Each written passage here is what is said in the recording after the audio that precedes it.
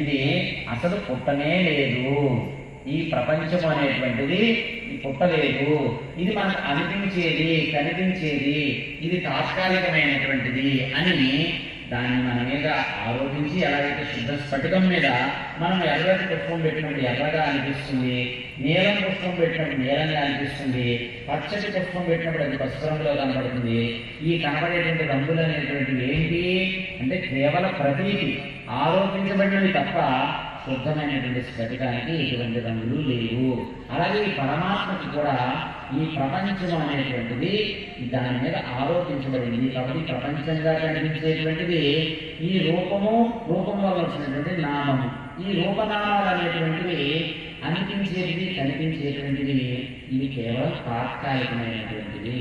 ఆ తాత్కాలికమైనటువంటి ఈ నామరూపాలకు ఆధారంగా ఉన్నటువంటిది ఏంటి అంటే సచ్చిత్ ఆనందము.